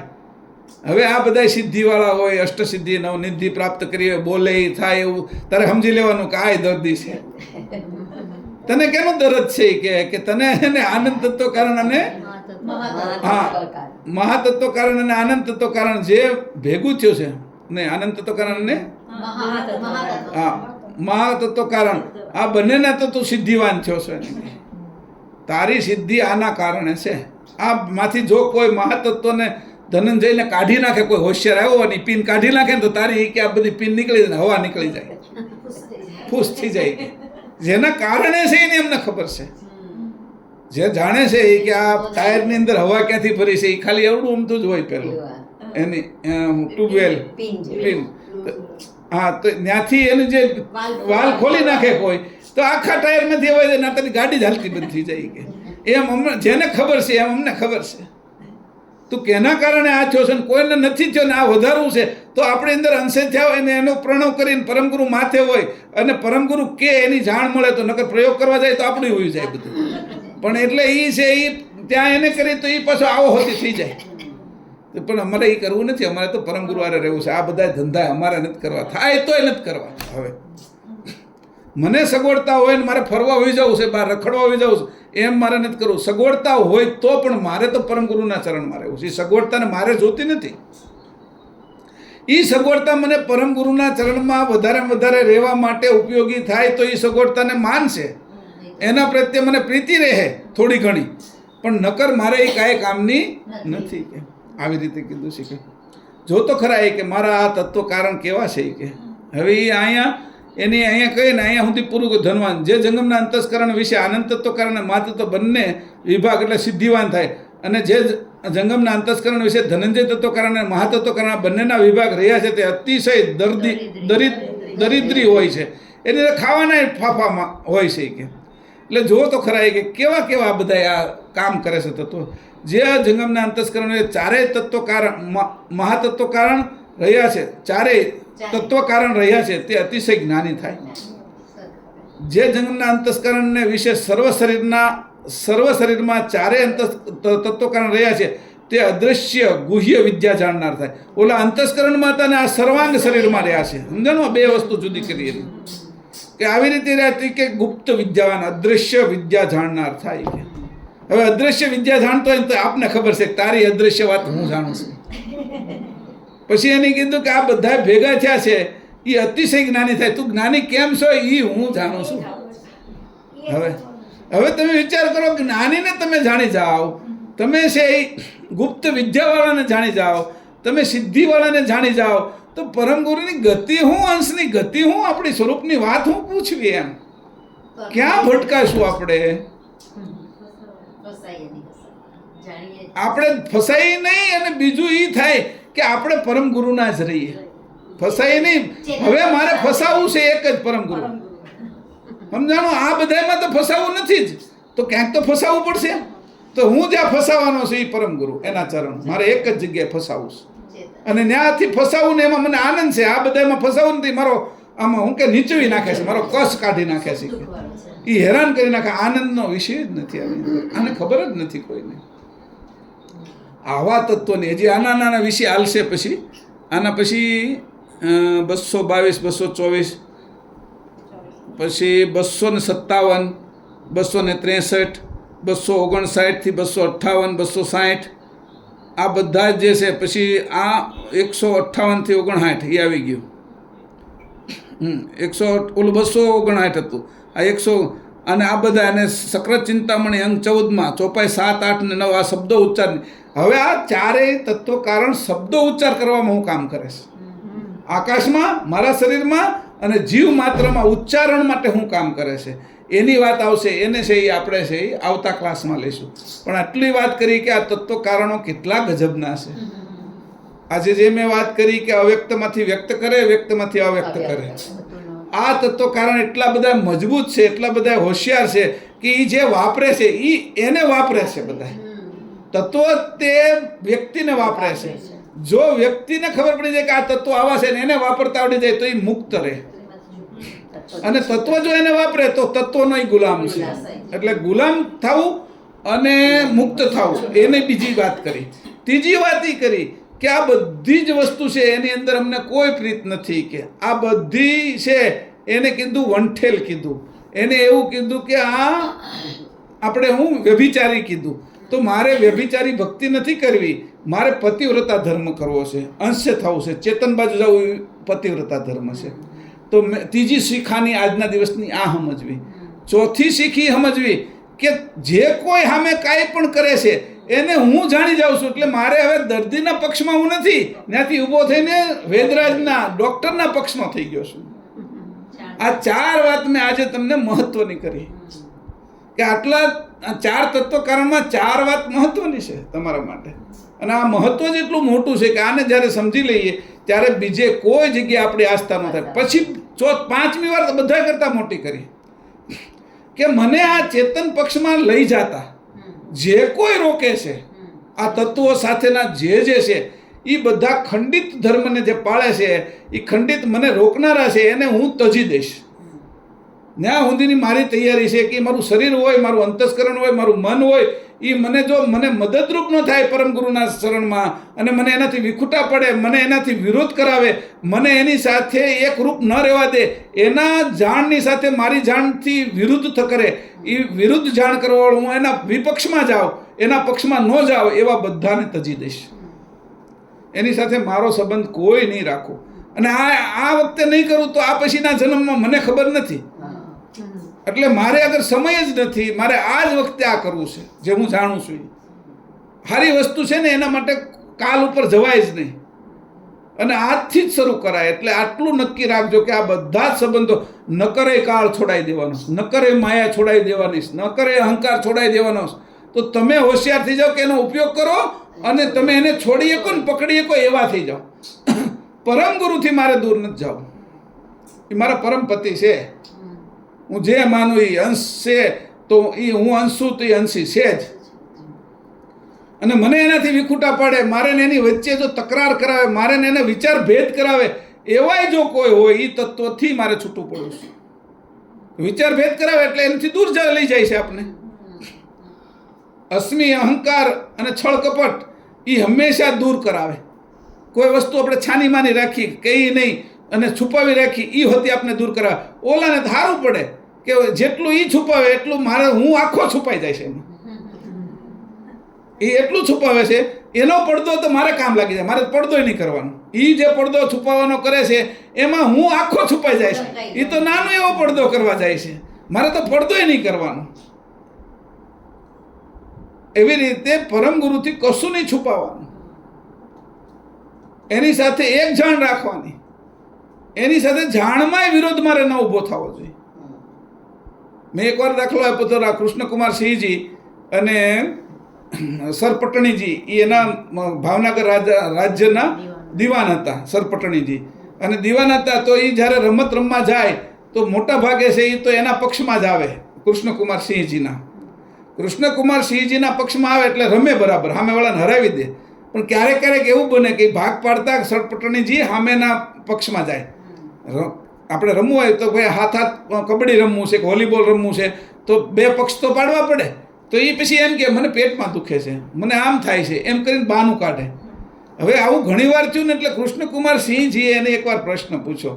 એ કે મેં એવું માર્ક કર્યું છે કે તમે જ્યારે કે દિવાનજી કે તમે જ્યારે સામેના પક્ષમાં જાઓ ત્યારે તમે રમતા નથી રમત, અને આ બાજુ હશો ત્યારે રમો છો, તો આનું કારણ શું છે? એ કે જો મને એકય વાર ટેવ પડી જાય મારા રાજાથી સામે રમતમાંય રમવાની, કે તો એ કે મને એ ટેવ પડી જાય, એ ટેવ માને નથી જોતી, એ મને ચેતનથી વિરુદ્ધ રમવાની ટેવ પડી જાય, એ મારે ટેવનું એક પહેલી વાર મારે નથી કરવું. આ દિવાન પટણીજીના શબ્દો છે, એની લખેલું છે. આ જ્યારે ભાવનગર રાજ્ય પહેલું હોપ્યું આ સરદાર વલ્લભભાઈ પટેલને, તો નિર્ણય કરવામાં આ દિવાન તરીકે સર પટણીજી હાજર હતા. નિર્ણય કોનો કરો? 2-5 જણા જે હોય એમાં નિર્ણય કરવો કયો જોઈએ? એમાં આ કે હું તમારા પક્ષે રહીશ, કે નિર્ણય એવો આપ્યો કે આખા દેશમાં એનું નામ ઉજાગૃત થઈ ગયું. બાકી તો 556 રજવાડાઓ ભેળવ્યા, એમાં પહેલું નામ આનું. આટલો મોટો રાજા હતો, એટલો દયાવાન હતો, તો ગાયકવાડ પછી આવ્યા. તો કે એવા સલાહકાર જેના આવા હતા તે, એટલે આપણે જાણ રૂપી જે સલાહકાર છે એવા હોવા જોઈએ કે મને વિરુદ્ધ જાણમાંય મારે નથી જવું, વિરુદ્ધ વિચારમાંય નથી જવું, મારે એની સામે આવું રમવું નથી. કે દિવાન આટલું સમજવાળા હતા, તો આપણે સમજ કેટલી વધારવી પડશે અંશની? વિરોધ મારે અંશ ચેતનના વિરુદ્ધમાં રમવાનું થાય, જડ પક્ષે રમવાનું થાય, એવું રમવું પણ નથી. હું કામ રમું? મારે એનું થવું જ નથી ને વ્યભિચાર કરવું જ હું કામ? કે આ દાખલાઓ છે, હું જે તમને દાખલા આપું છું સાચા બની ગયેલા દાખલાઓ છે, હકીકતો છે આ બધી. હજી એના ઓલામાં લોક મિલાપ ટ્રસ્ટની અંદર આ બધા પુસ્તકો પડેલા છે ને, એની અંદર બાળ વાર્તાઓ બધી આવે, એમાં આ બધા પ્રસંગો છે. એ બધા હું નાનો હતો ત્યારે વાંચતો, અને એ વાંચતો ત્યારે યાદ રહેતું, એ યાદ રાખતો ત્યારે મને ખબર પડતી કે આ હું આની ભક્તિ હતી. એમ એક માણસની રાજા પ્રત્યેની દિવાનની ભક્તિ કેટલી હતી, કે નિષ્ઠા કેટલી હતી, એના વિરુદ્ધમાં હું રમતમાં ન રમવું. કે તો વિચાર ક્યાંથી કરવું? કે તમારા ઊંઘમાં મને તમારા વિશે સામેના ભાગમાં વિચાર એનો આવે કે મરું તો તમારા પક્ષે મરવું. કે દુશ્મન આવે ને તો દુશ્મનનો થાવ નહીં. કે દુશ્મન આવે ને મને એમ કે તને અડધું રાજ્ય આપી દઉં તો કૃષ્ણકુમારસિંહને છોડી દે, હું એને મારી નાખવાનો છું, તો મરું તો તમારા પક્ષે મરવું. કે એના પક્ષે મરવું નહીં, કે એવો લાલચુય ન થાવ. કે આવો સુરવીર. એટલે એ હજી ત્યાં સર પટણીજીની કેટલી જગ્યાઓ પડી છે ભાવનગરની અંદર, એને આપેલી દિવાન તરીકે રાજાએ એને ભેટ આપેલું. તો કે આવા જ લોકો હતા. જે શિવાજી મહારાજ, બાજીરાવ દેશપાંડે અને તાનાજી માલસુરેની બધા આવા માણસો હતા. પેલા કેટલું ઔરંગઝેબે એને કેટલી સંપત્તિ આપવાનું, કેટલું રાજ્ય આપવાનું, કેટલું વ્યવસ્થા કરી, એ કે મરવું તો આના પક્ષે મરવું, એવા હતા. 8-10 જણા જે હતા એવા, એ 8-10ના કારણે જે ઉભા રહ્યા હતા શિવાજી મહારાજ, કે એ ઔરંગઝેબને હંફાવી દીધો હતો એને. એટલે આ જોવાની જરૂર છે કે આ તો સામાન્ય માણસ, આપણે તો અંશે થવું છે, આપણે તો ભવરોગ કાઢવો છે. સામાન્ય ગતિના આ જો આ બુદ્ધિ હોય, જે તત્વને જાણતા નથી, આપણે તો તત્વ સહિત બધું જાણવા માંડ્યા છીએ. તો હું કામ એના પક્ષે રહું?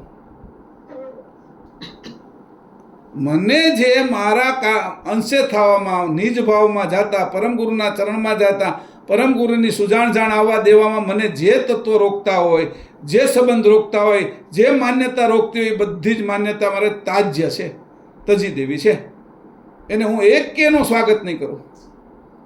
અને એ અત્યારે કરીશ તો ગયો હું કામમાંથી, મારે શું કામ છે પછી? તો હવે તો જવાનું જ છે આપણે. અને આ સમજણ છે અત્યારે મને. એટલે હું કઈ આપણો વાડો નથી, આ બધા વાડામાંથી બાદ કરવા છે આપણે અંશોને. આ બધા આટલા વાડા છે, તત્વોના વાડા છે. હવે આ બધા જે સંપ્રદાય હાલે એના વાડાની વાત નથી કરતો હું તમને. આ આંખનો વાડો છે, કાનનો વાડો છે, નાકનો વાડો છે, અંતર ગુણનો વાડો છે, આ તત્વકારણનો વાડો છે. એ વાડામાં મારે નથી બંધાવું. આ મારો ઘરનો વાડો છે, મારા પતિ પત્ની સંતાનો, એ બધો એક વાડો છે. આ વાડામાં મારે બંધાવવું નથી, મારે તો ચેતનમાં જવું છે, વિશાળતામાં જવું છે, અને બધી જ જાણ જેમાં હોય એમાં જવું છે. મારો પક્ષ વેદરાજનો, નહીં દર્દીનો. આ નક્કી રાખજો. આ મહત્વનો મુદ્દો છે. મારી જાણ, જે ચેતન જાણની વિરુદ્ધ મને જાણ કરનારી આવે ને, એ જાણને મારે નથી, એની બાજુ રહેવું જ નથી ને. હવે પછી સમય નથી. આ જે લોકો સાંભળશે એને બધાને કહું છું કે હવે પછી તમારે આગળ સમય નથી. સમય એટલે આ મનુષ્ય જન્મ પૂરો છો એના માટે જ છે, બાકી કોઈ સમય નથી તમારી આગળ. ભૈયા ઓલું લઈ લે. હા બરાબર ને, પછી લઈ લે. અત્યારે ગાડીમાં રહી હા, અહીંયા લઈ લો ને. હા લઈ લો ને, પછી ત્યાં તો અત્યારે કઈ હશે નહીં એમાં. ઓલાને મોકલ ને કોઈને અહીંથી. તો આવી રીતે કરીને આજનો જે આ 56મો ક્લાસ છે, એટલે 56ની છાતી કરીને અત્યારે નક્કી કરવાનું છે. નક્કી Yes. આ નરેન્દ્રભાઈ મોદીની 56ની છાતી નહીં, અમારી 56ની છાતી અમે નક્કી કરીએ છીએ. હવે 56ના ક્લાસમાં 56ની છાતી, આ છાતી નક્કી કરવાના કે હવે ગમે ય થાય પાછા નહીં પડીએ અમે.